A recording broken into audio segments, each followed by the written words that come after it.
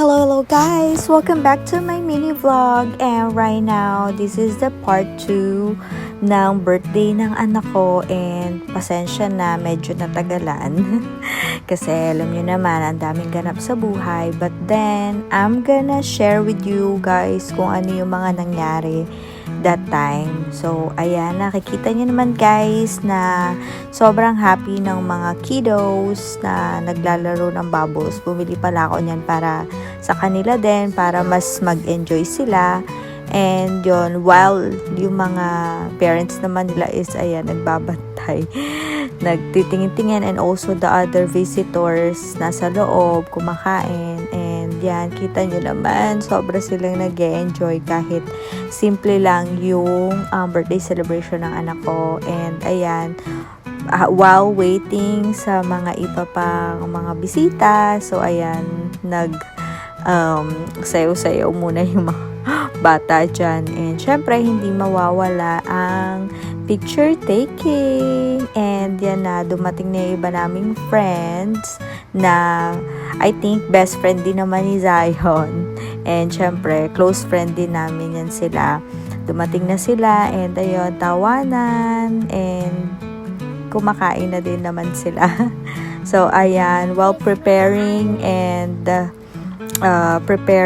so yan, we decided na rin na blow the candle na ng cake ni Zion. So ayan, kinantahan lang namin siya with the whole friends and family, and ayun, sobrang dami pa nga pagkain nung time na yan. And yeah, I think nag-enjoy naman si Zion, pero ayan, bigla siyang umalis.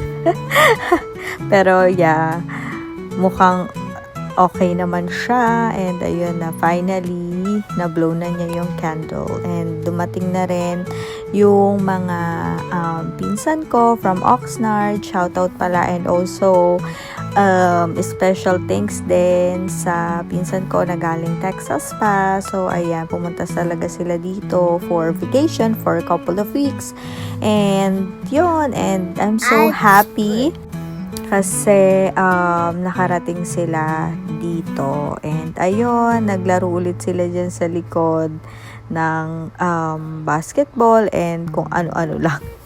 So ayan, sobra-sobra kaming nagpapasalamat and thankful sa mga pumunta sa birthday ng anak ko, and sobra siyang nag-enjoy. Yun, hindi ko rin akalain na pupunta sila and yung mga iba pa naming bisita. So yun lang guys, sobrang happy kami na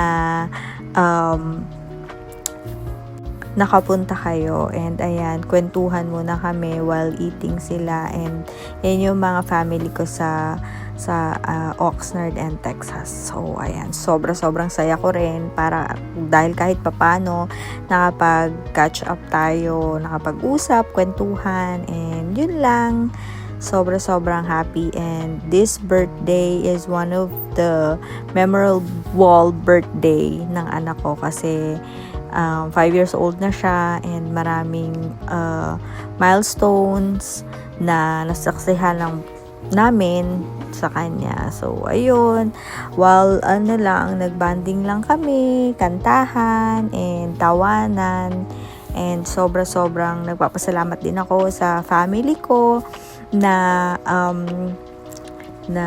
nag-asikaso, tumulong, and also for my sisters and brother-in-laws. Thank you for the sponsor ng food. Sobrang sarap, and sobrang nag-enjoy kami, and lalo na si Zion.